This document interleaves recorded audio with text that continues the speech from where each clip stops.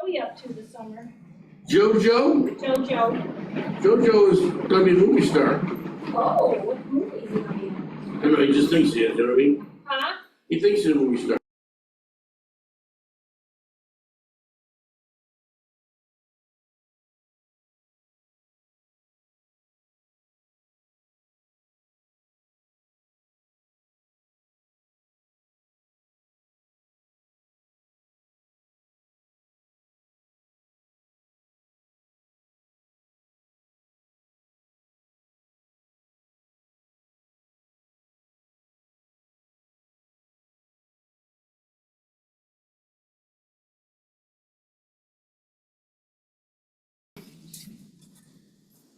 I pledge allegiance to the flag of the United States of America and to the republic for which it stands, one nation, under God, indivisible, with liberty and justice for all.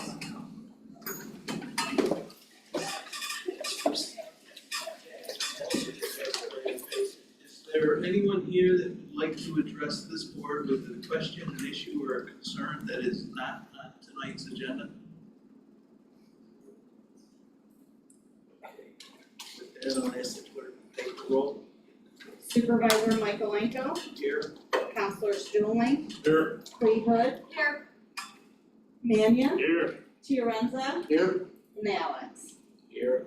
And Rockashell is absent and Okay, we've got a couple of public hearings scheduled tonight. Let's jump in to the agenda, get a couple of things out of the way. Town board minutes for June 10th. With that, motion to approve, Carrie, and a second from Sarah. Any discussion? Call for the vote. All in favor? Aye. Opposed? Abstained? Motion's carried. Okay, now we'll go right up to the next one. Hey, the agenda submittal deadline, keep slipping on this. Again, this is something that I continually try to create greater space between creation of the agenda and it's long been a pain in the neck to the plan board on this very issue. And the board is their agendas to be 8 to 10 days out from the meeting schedule. And so I just work with everyone offline, but we have meetings frequently enough. We've never had an issue with scheduling, especially when it has to occur. But we really want to start getting compliant, greater time frame between setting of the agenda, the posting of it, and our meetings. Okay. Checks. Getting a check register. Anybody? Any comments or questions on the check register? Yeah, and Okay. page 26.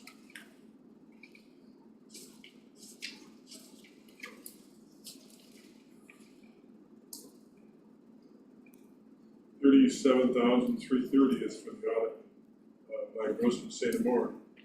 And appears to be broken down into two aspects.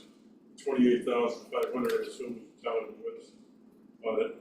Is that correct? And then 8,830 for the East Syracuse Fire Department. I'm assuming that was going to be charged back to them. Yeah. But those costs would be applied to the fire district. The town will write the check. And it's not gonna go to the village, it goes to the fire district. So that means we don't end up paying the 800. Well, we're paying it, but it's coming out of the district notes. Okay, so what we pay them is coming out of, in other words, what we end up paying the fire department is deducted. No, what we collected taxes coming out of that district.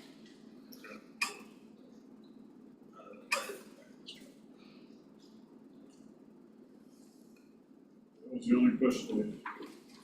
I'll entertain a motion to accept the check registry. Jack, second with Joe. Any further discussion? I'll call for the vote, all in favor? Aye. Opposed? Abstained? Motion is carried. Okay. 6:05, public hearing on a proposed local law for amendment to fences and walls. Yes, Rita? Yep. Please read the notice.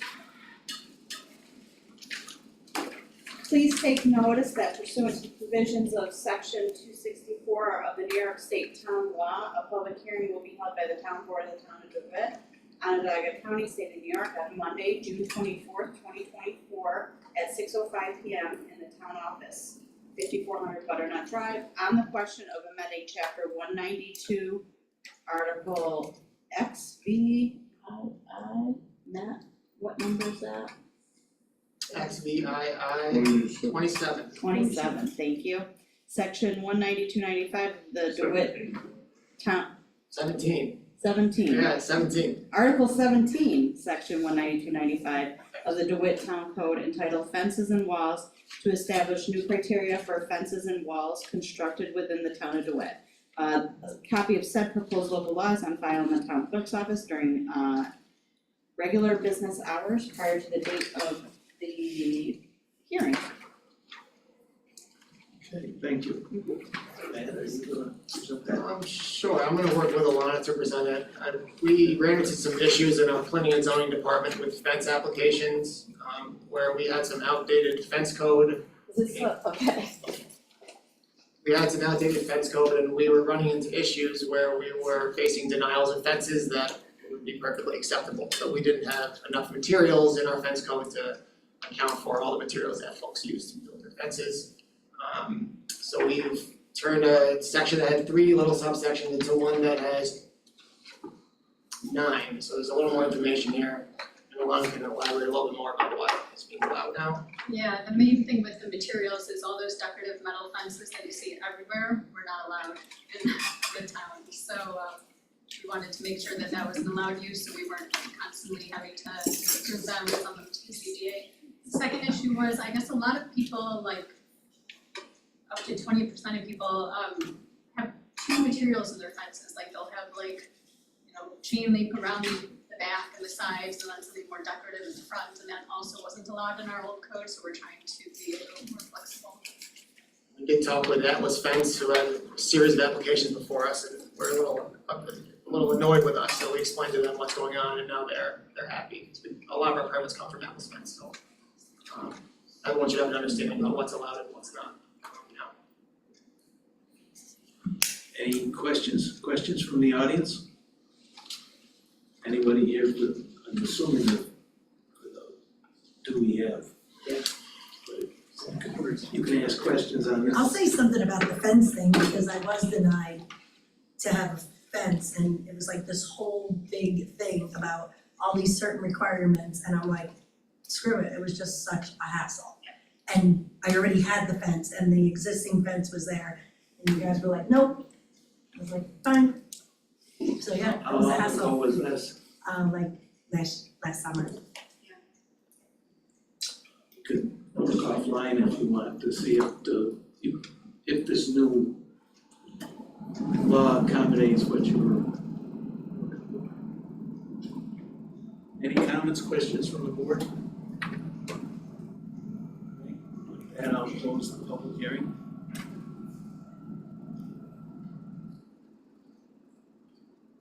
Entertain a motion to accept the law.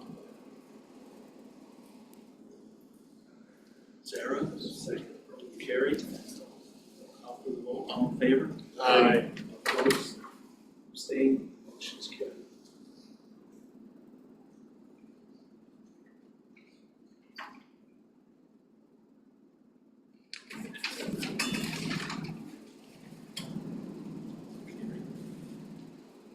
Kathy, talk about the council series program.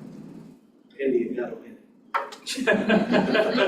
Perfect. Hi, I just need you guys to, we have just the concert contracts for the bands, so I just need approval because their contracts. Right, I'll entertain a motion to I authorize. just got a question, I don't recall what last year's were these pretty similar to what Yes, a few of them are different this year. We tried to go with bigger draws, so a few of them are a little bit more expensive, but it's worth it. Motion from Joe and a second from Jack. Call for the vote, all in favor? Aye. Opposed, abstained, motion's carried. Okay, 6:10, Ange, you want to read the notice for the Please take notice that a public hearing will be held at the town board of the town of DeWitt on Monday, June 24th at 6:10 PM in the town office, 5400 Butternut Drive, to receive and consider input from residents and neighbors of Dewey Avenue in the town of DeWitt in regards to the town's proposed closure of the north end of Dewey Avenue. It's from the drawing.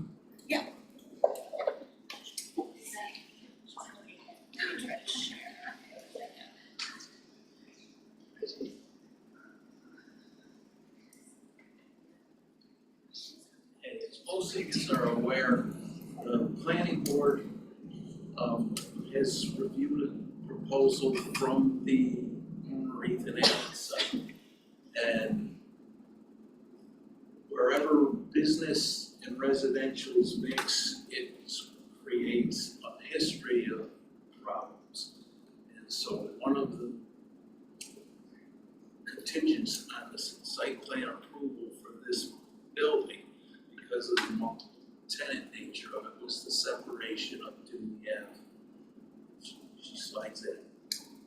It's a slide bar on the side. No, you can see it there on the bottom. Right on the bottom. Can you Essentially, go full screen on that? Yeah, may I help you? Yes. you. Yeah, thank you. Well, I don't know, I just know 2 buttons to push. We'll see if that's.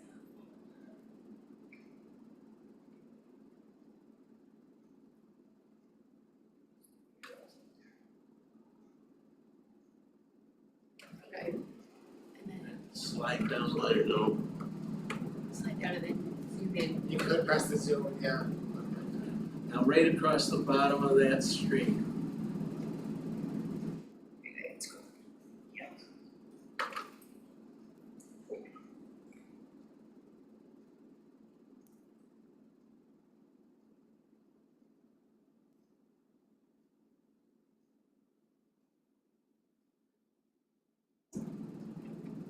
there's a connection of Dewey Ave that is gonna be disjointed, so that Dewey Ave entering the property of the business community will still have a turnaround for snow plows and other vehicles. And likewise, on the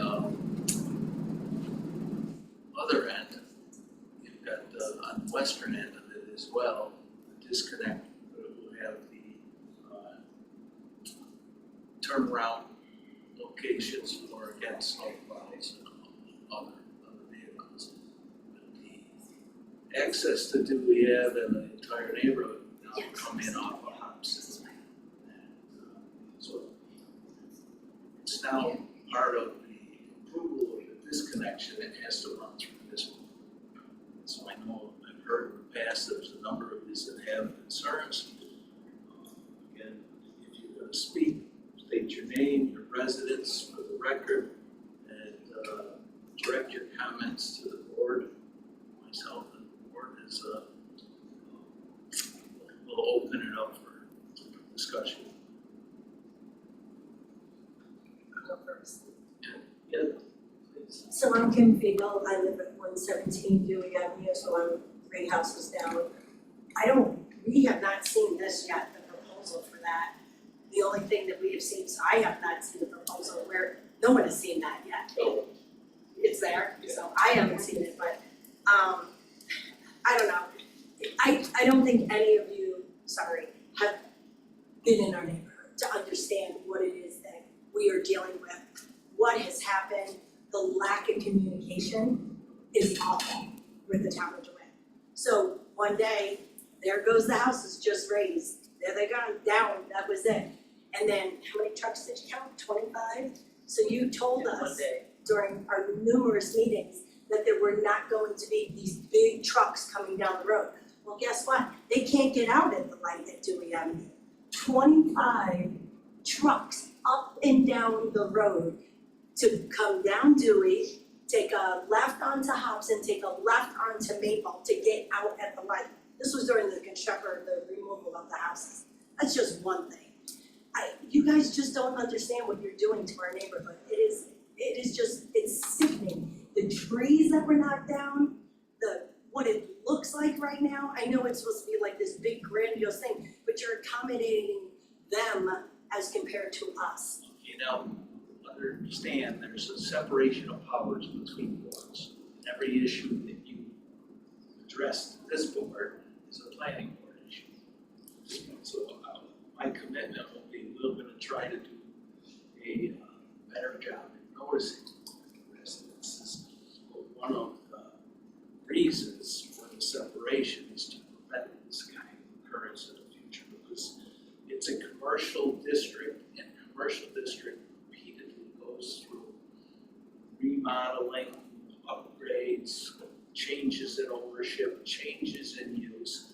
And so one of the reasons that the proposal for the separation of Dewey Ave is in there to prevent those kinds of occurrences in the future. So If here's, this road was disconnected before the removal of the houses, then it would have been possible. so here's another example. Now you're gonna say that a bus cannot come down Dewey Avenue, right? So we have parents who have young kids, they usually get picked up at Miles and, Dewey. So now you're gonna make them go all the way down to Maple Drive, which is huge to begin with. And then, so now you're gonna have traffic coming in and out of Hobson, along with us waiting for waiting for parents for the bus and whatnot. So all traffic is gonna funnel down Hobson, back and forth to Olympia, to Miles. That's what you guys really, that's what I'm saying, you guys don't understand what it is that is happening. I can't speak for the entire board, but I will speak for myself. I've been supervising for 15 years and I'm on board for 11. In every instance, we have separated a business in major trafficked area from the residential's property values have increased, neighborhoods have gotten better. You go down Erie Boulevard, you look at Ambergate or Winston or Melvin Way, all of those areas where Genesee Street or Cove Lane or Ambergate used to connect to the neighborhoods. There's the access to the neighborhoods of DeWittshire, Control, and Normalton, and the areas on the other side of Maple, where you go into Cove Lane, Brockway Lane. So those areas, the streets have been disconnected from the major streets in the business community. I don't know, I just think you guys don't get it, it's awful, it is, and I think our property values have come down, it's not going up by any means. And the school buses, Well, the assessments went up, yes, that's right, I'm sorry. I don't know, it's so sad, and I think you guys knew my husband, Bill Fiegel, and it's so funny that I pulled up his letter from 2015 that we still were talking about this Ethan Allen and all of this crap that's been going on. It's so sad. I had so much respect for the town of DeWitt, and I don't know, my heart's just not in it anymore, it's sad. Can I speak to Kim? I'm Steve Menke, I live on Hobson Ave. Kim, what they've done is there's a multi-use now for our town. So they've deemed all of our neighborhood area multi-use business along with, I think, all of Erie Boulevard. So, that's our future. We have a choice. We can leave, we can move, our houses.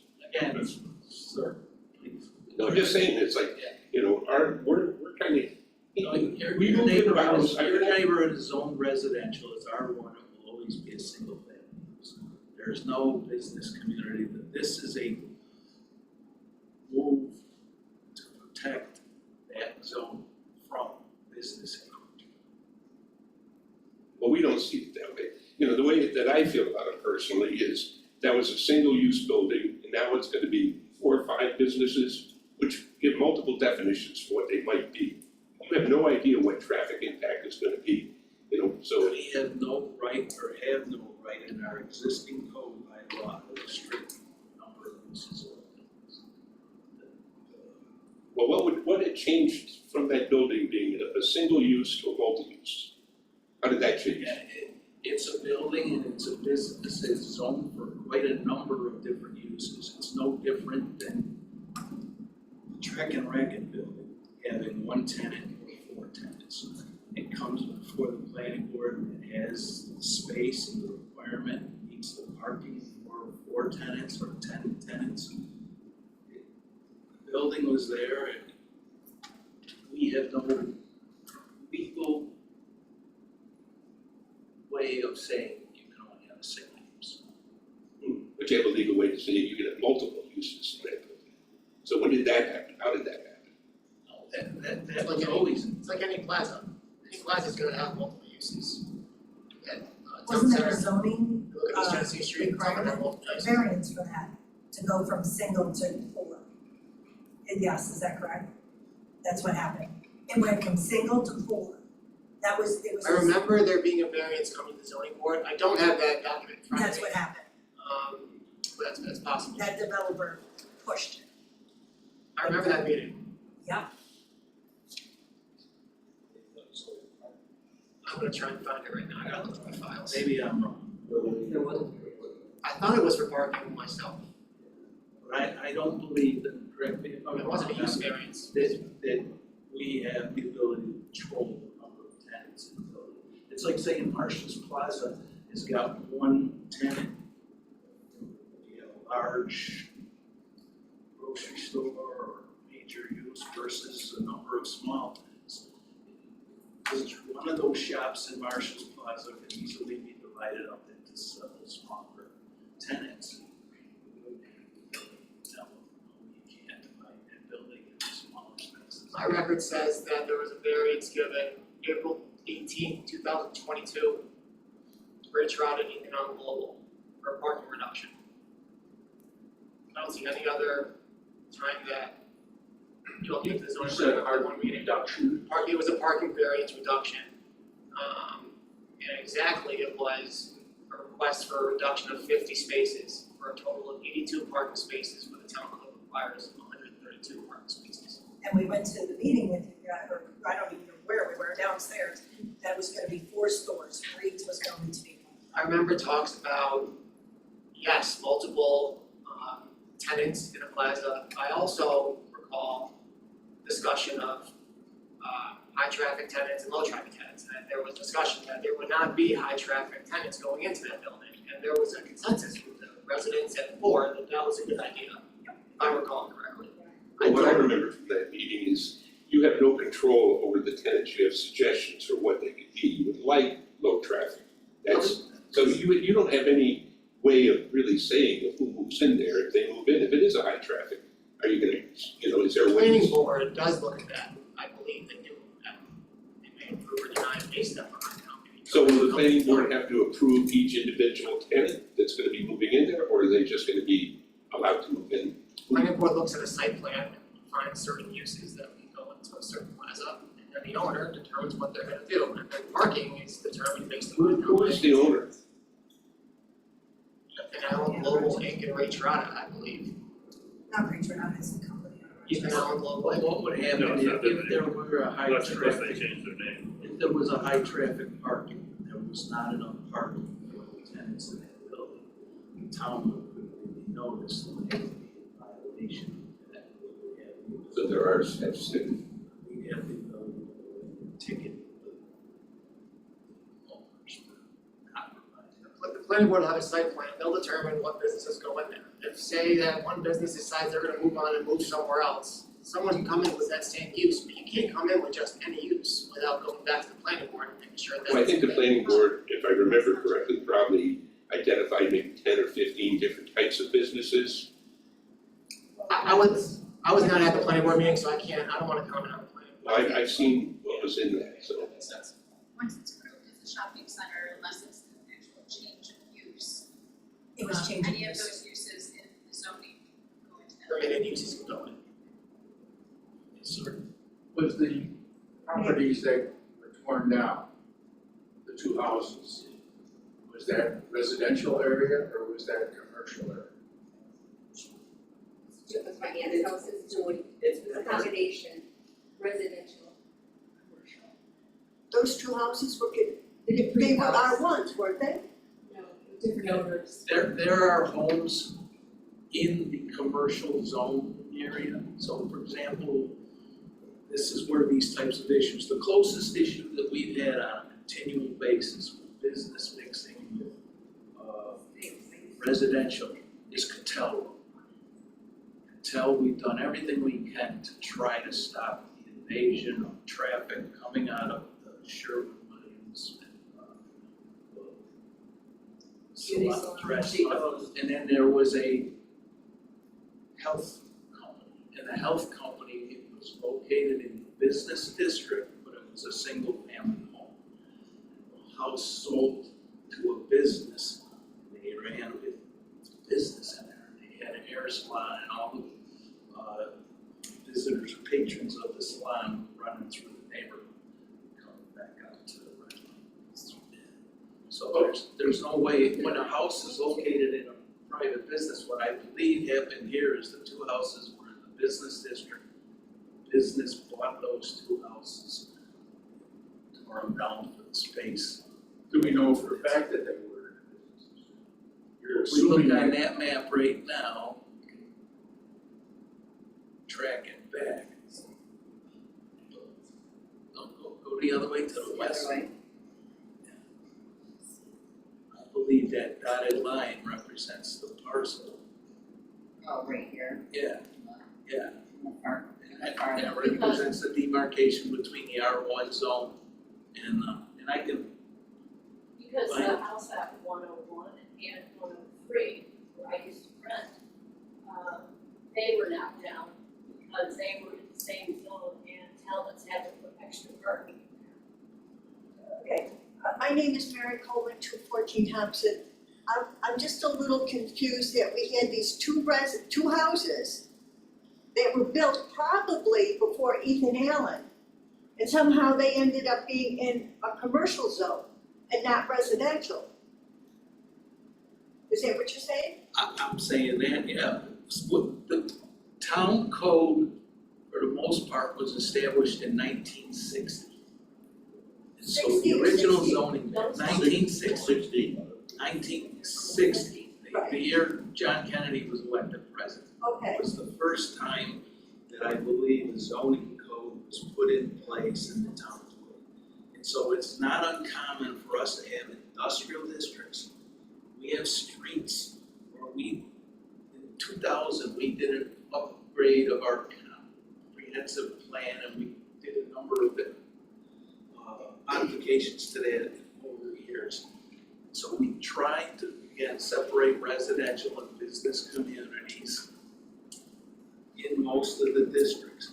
There are residential houses all over the north town, which is predominantly an industrial zone. There are streets like Benedict Road or Myers Road. We have approached those residents and they didn't want business. Now, these are just residuals from that 1960 map where a line was drawn. And it was joined to Genesee Street and created the business district along Genesee Street. When you travel Genesee Street towards the city, one of the things we and the city did years ago was everything west of Jamesville Road was converted to 3 lanes. One travel way out of the city and one travel way into the city, the turning lane in the middle. And the reason we dropped to 3 lanes was that no one wants to live on a 4-lane highway. So the business community comes anyways when you have 4 lanes of traffic in front of you. Now Genesee Street along 481 all the way out to Linden's Corners is anywhere from 8 to 6 lanes.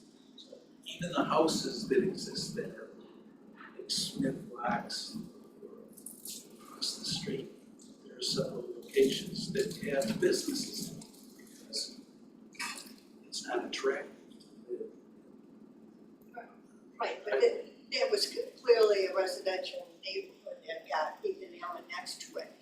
And as far as I know about codes and zoning, you have commercial A and commercial B, which differentiates what can go into a section.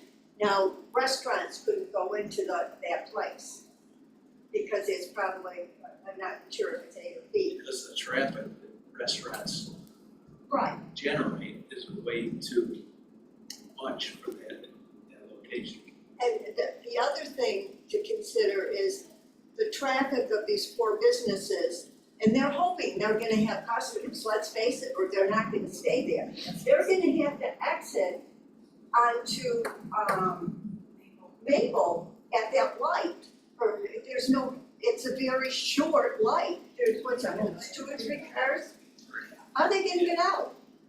And I know this, you're not gonna deal with it, planning will deal with it, Actually DOT will deal with it. right? And New they're York State gonna have to DOT's gonna approve it. control that light, and they're gonna have to time It's that all light. been approved, There may be another traffic device on Dewey somewhere in the future that might be, hold the traffic back away from the intersection so that people that are exiting Maple stop prior to the Dewey exit, and then there's a timed release for that traffic. Again, it's complicated, it's interesting that they've solved that, when they still haven't been able to solve High Bridge in East Genesee at the base of Fayetteville going up that hill.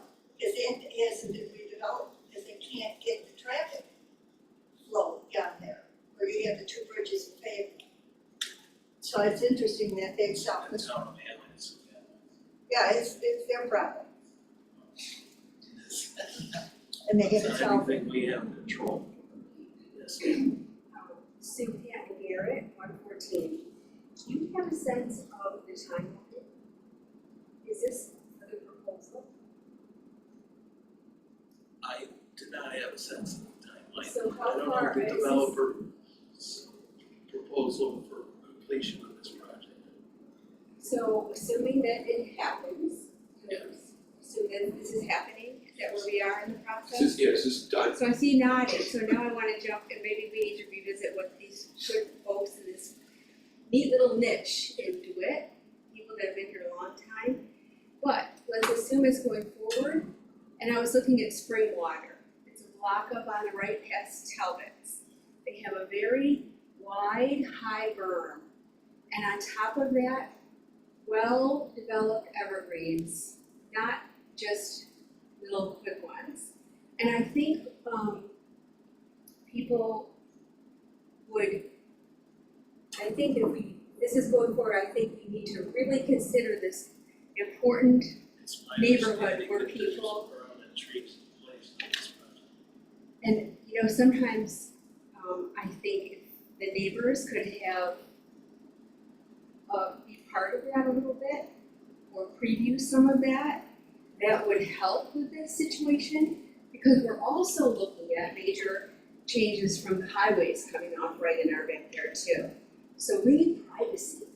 And this is a neighborhood where people, they sometimes walk to work.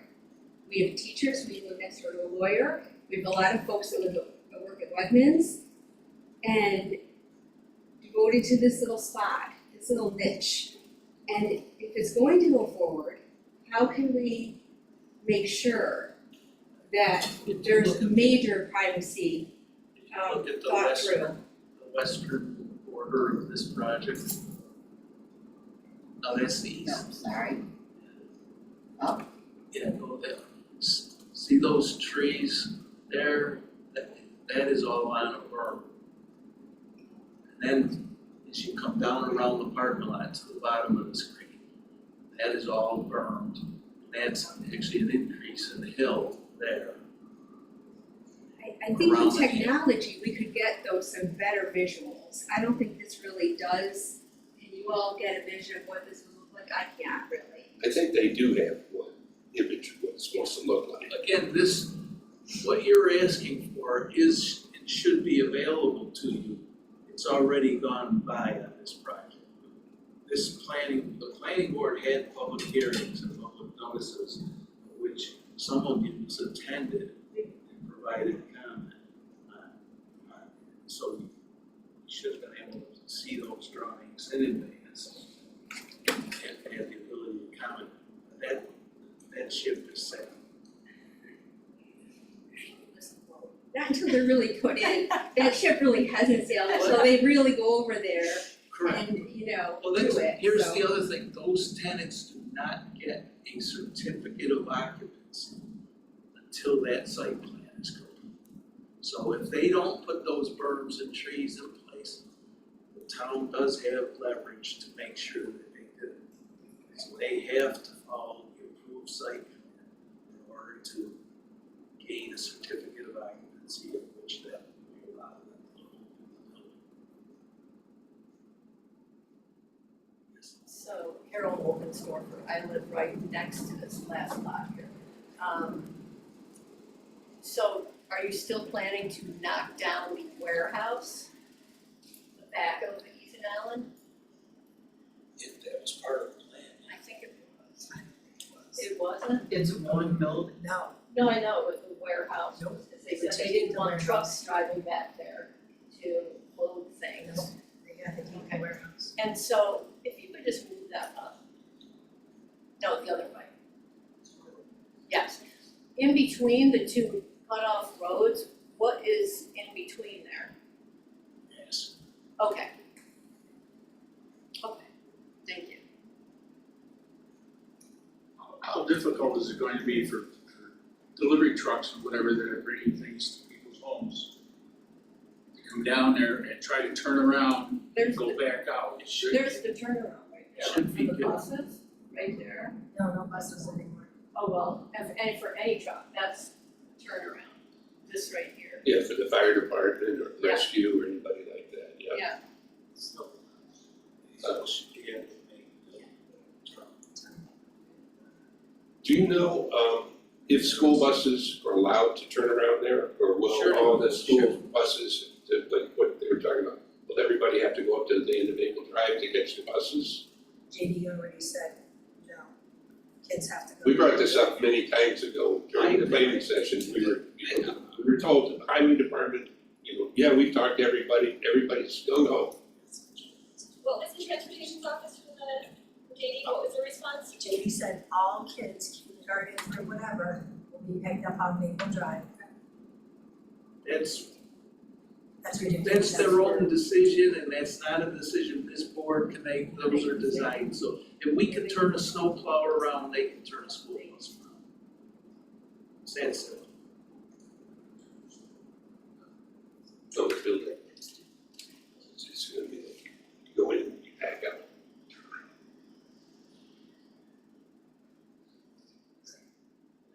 Those designs are designed for large pieces of equipment, heavy apparatus, snowplows, trucks, delivery vehicles, in order to make those turnarounds.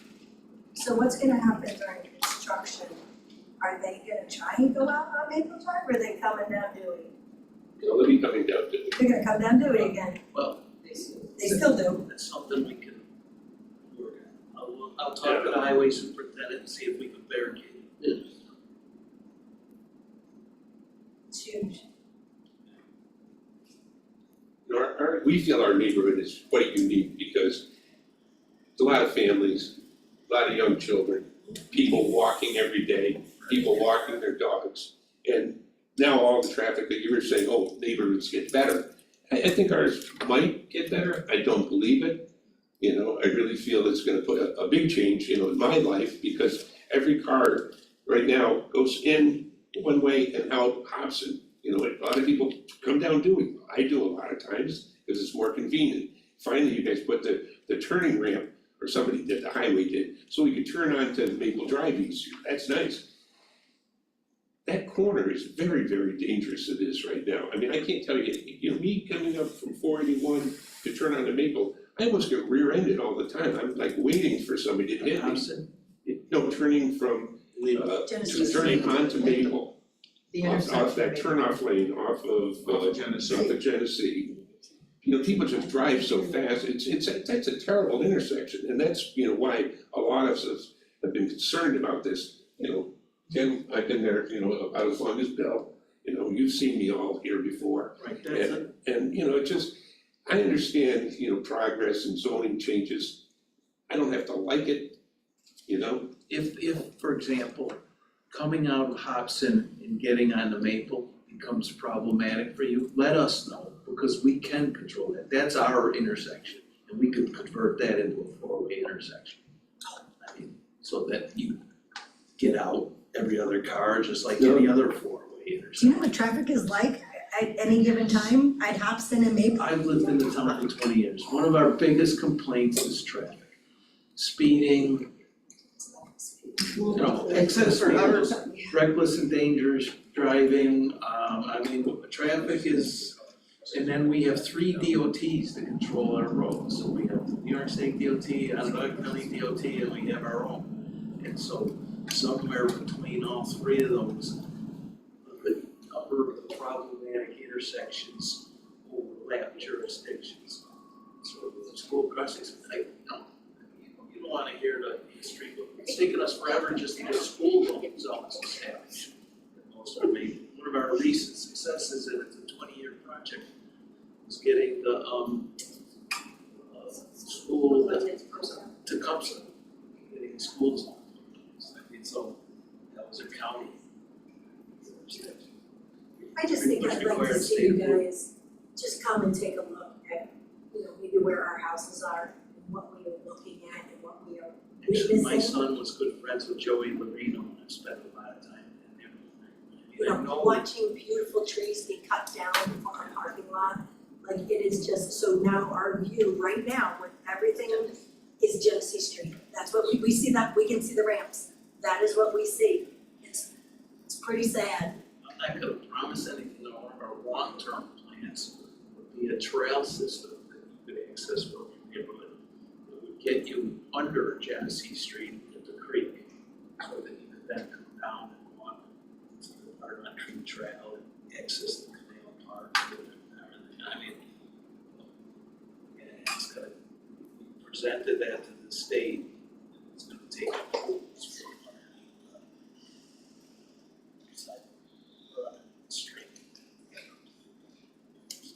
But if you guys could just take a look, I mean, it's sad to see a house raised, 2 houses raised. Can I have a copy of that letter that you sent? Sure, it's kind of sentimental, but it's Oh, okay. No, it's if you okay. have a copy, No, it's you Can we can, make a copy? yeah, you can make a copy. Okay. So he wrote this in 2015. He's been, my husband passed away 2 years ago, but he was a big, proponent of. I went to He high, was an engineer. I went to high school with your husband I know, and you I've been to your did. house. And my other question, now that we're sitting here, is it makes sense, I hear you that a lot of folks in the community particularly walk. Would there be a desire to connect the 2 duties that are now going to be a grass overrun by either a sidewalk or some sort of path to continue the walking there, or is grass okay? Or do we not? Well, if everybody's walking on the grass, it's just gonna get, you know, like a path. Right, but I'm asking, so I don't know if folks are pushing strollers or if there's folks that need more stable ground for bicycles, There are or bicycles and bicycles. stuff. Is that something, that's something that we could have the discussion with now, prior to it being completed and they walk away. Oh, we have, everyone walks the Wegmans all the time. Like But they do take strollers and So there'd be an interest to find some sort of way to connect the 2 duties versus just the grass. Okay. I think the grass would wind up becoming a path anyway. Right. I mean, people, we walk the neighborhood every day, like, it's constant. I mean, I walk the neighborhood every day, but I think everyone else does. They walk their dogs, I mean, kids ride their bikes. Any other comments? Questions? Thank you for doing this and working with us, you know. It's not ideal for all of us, but you did come up with a solution or a plan to work. So hopefully, this is beneficial. We'll be interested in tracking. We have tracked, like you said, all the other neighborhoods where separations have occurred. Typically, residents have found it beneficial. So coming in and out of Hobson, I see there could be a potential issue there. And it's not that far away, but there's been several four-way intersections or stop signs there to be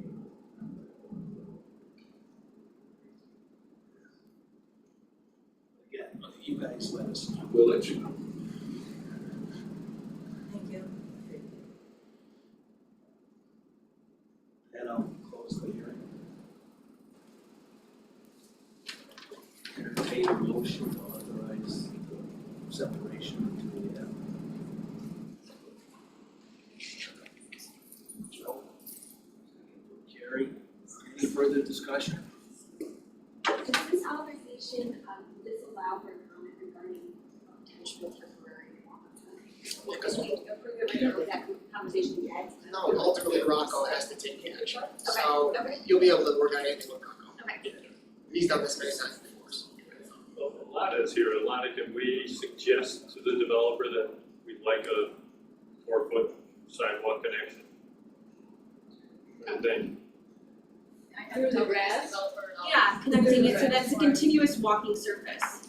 One of the concerns is gonna be traffic. It's the individuals that decide 50 feet of grass isn't a separation. Right? So there's gonna have to be some kind of barrier, whether it's. Right, but there's gonna either be a bollard or there's gonna be some. yeah, big stone, Wooden something. fence, we got a wooden fence, Wooden fence, so you something more attractive. if the wooden fence is gonna accommodate a traffic, you're gonna have to put a 4-foot interval between signs. But I do think the plan was whatever temporary barriers went in place would allow emergency vehicles should a situation occur. If fire rescue had to have that access, that it could be gained, something like a post.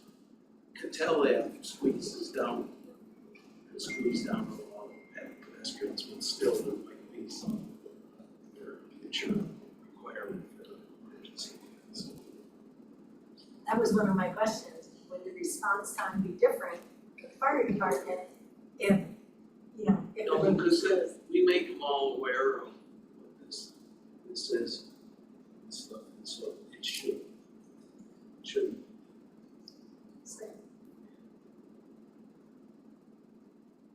Difference between training ourselves is in terms of response.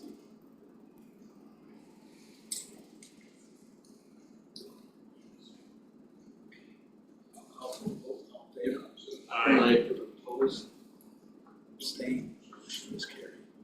I wanna thank you. You're more than welcome to stay around and see the rest of it.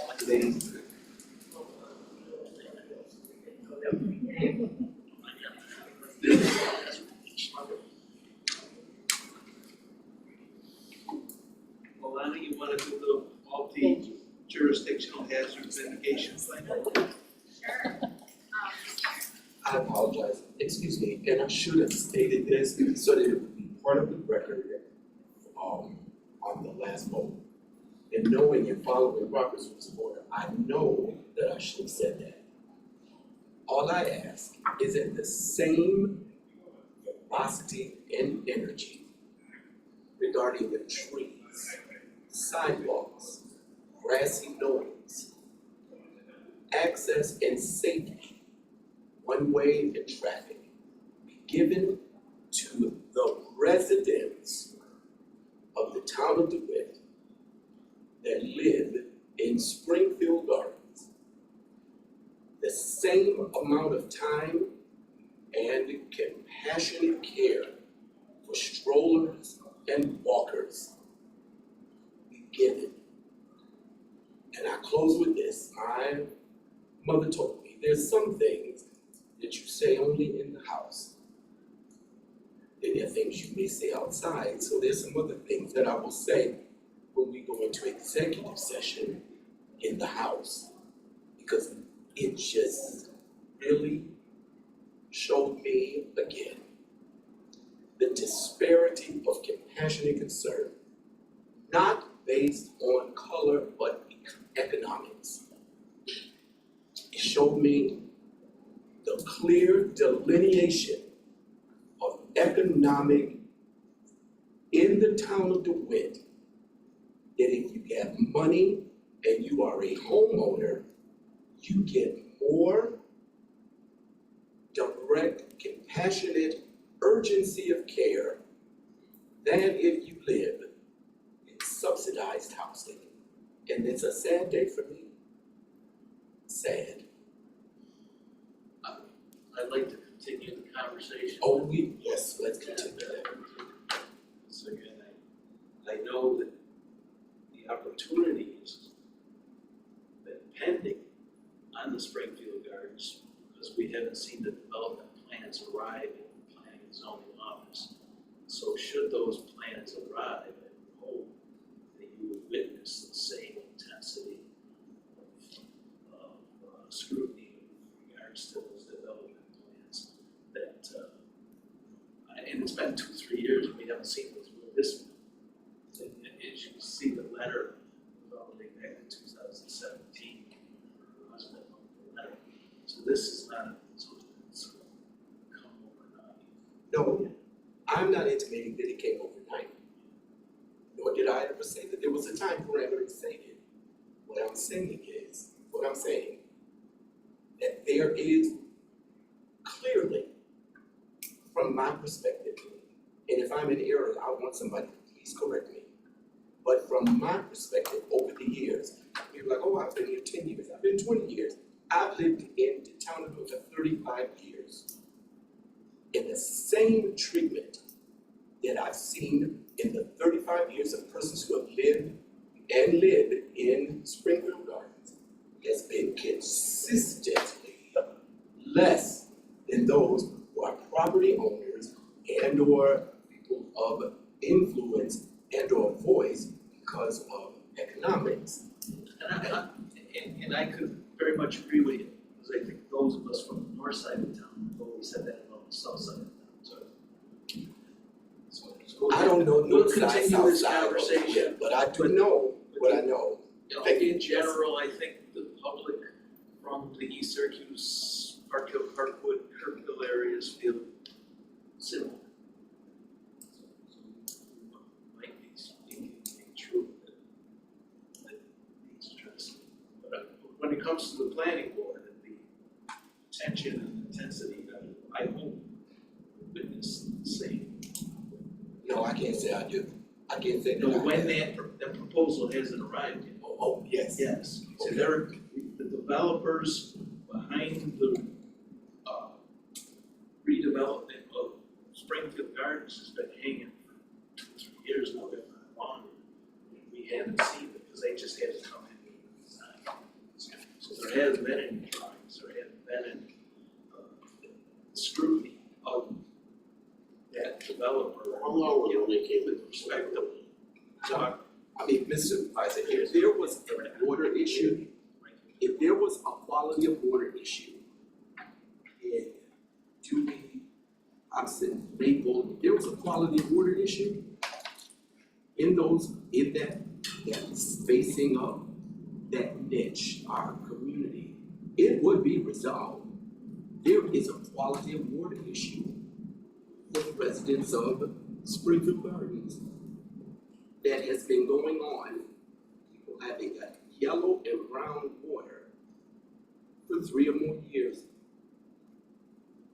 I am just about sure that if that were the issue in those communities, in those neighborhoods, I even say in the Orpington area, it would not be going on. It wouldn't last a week. I agree with you, but this is the first I've heard.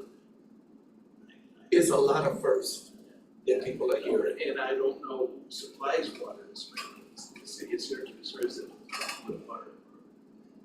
Because If that that water water were is- coming from Skinny Atlas or Casanova, if it were coming into Orvilleton, we would know who that water supply would be coming from. No, water in Orvilleton, we don't know on any given day whether we're coming from. I'm just anecdotally speaking, that if it were within a community outside of a subsidized and or economically disenfranchised community, the resolution and the answers would be a lot faster and forthcoming. That's all, that's what I'm saying. And I'm not disagreeing. Just trying to get an understanding of what the issues are. Okay, let's see, I've got county multi-jurisdictional hazard mitigation. Yes, this is a plan that the county does every 5 years, it has to be updated, it's get approved by FEMA. And the 5-year update is coming up right now. The way it works is the county does most of the plan with a consultant, and then every town or village who participates has their own chapter called a jurisdictional annex. This opens the town up for grant money. It's basically looking at natural hazards in the town, coming up with mitigation projects for those. So we're just signing on to participate in the plan. You need an authorization or approval from this board. You said we did. You said we didn't need an authorization, just I like to didn't update think the board. we did, but I thought we something like No, I didn't add this to the agenda. okay. Generally, if you're signing off, you can't do it. All right, okay. I didn't know if you went back to the county and then asked. if- No, they just needed you to sign off. If they ever ask for a board resolution, they will have it. Alana, who the town represents us? Is that you? I Your will, department? yeah, mostly me, Doug Miller, Rocco, yeah, but he's. There's a whole number of contacts, so it's depending on the emergency, whether it's power outage. That table helps. It's all natural hazards, so it's like flooding, storms, droughts, things like that. These natural hazards in the county. Is there any updates that the town board members have? Yeah, I got one. With a lot of here, I'll bring it up about the James Little League versus getting their new construction to the building for the baseball field and trying to put in sewer and everything else like that. At the last meeting, James will do it. Little League President Chad Parker came and spoke before us and said that they were asking us to waive site planning fees for $1,600, which we did. And then yesterday, he sent me an email, which I forwarded to everybody about something new that's come up with the planning board relative to having to get they had 2 previous surveys, and they're asking if we get another one. So I just wanted to call that to the attention of the people, see if we can do anything about not having them spend another $1,500 per survey when they've already had 2 in the past year. Say. We have a consultant, and really we just need them on the survey to add a couple of details. The most updated survey doesn't show all the lot boundaries or the setbacks. So really something that can be changed very easily. We've been working with them, and they said they would get us something by tomorrow, I believe. So we're hoping that on Thursday we'll have what we need. Who said that? Someone from the JD Little League? Or? Yes, Okay, but you got my email that I sent yesterday. yes. Yeah, we're working with them. I mean, they understand what we need at this point, and it sounds like they're working on updating their plans, so I think they should, hopefully they'll be okay. Okay. And the other aspect of that was, I called up the owner of our vendor, W.D. Malone, who was talking about doing the sewer work. You recall that in the last email from Chad, he had given us a $5,000 estimate for sewer and water. And Doug Miller sent me a copy of a quotation he had, it was $18,000, so I called W.D. Malone. They're looking into that, see if there's a different way of doing it, rather than digging down 14 or 15 feet, they're gonna drill and tap a different way, and it's gonna be considerably less money than labor, so we are gonna get some sort of reduction on that, but I do not have the number yet, so as soon as I have it, I'll let everybody know, we need that in an email. Okay, any other announcements, events? Did you get the email from Monsignor Yazel? Yes. About the arrows painted? Yes. Did something we can do? Actually, I copied the board on. Was there something we can do about that, or, Yeah, actually, it's already been taken care of. County DOT has agreed to stripe it. so you got this was, Yeah. well, 3 numbers. Thank you. Yeah, which is amazing, because the county DOT hasn't. Yeah. Okay, move on. Thank you, Supervisor. And Monsignor, thanks. All right, anything else? I'll entertain a motion to enter executive session. We have a couple of issues. I have a motion from Joe. And a second from Carrie. I'll call for the vote. All in favor? Aye. Opposed? Abstained? Motion's carried. All right. I wanna thank you all for coming. Do you need me? What's that? Do you need me? Yeah, if you don't mind, if we could just grab a few minutes at the Yeah, bar. sure, I but cannot remember. I was wondering. Well, it wasn't your Oh, monologue. no, it's right. Think of it. I mean, come on, yours is like dry toast. Yeah, no problem.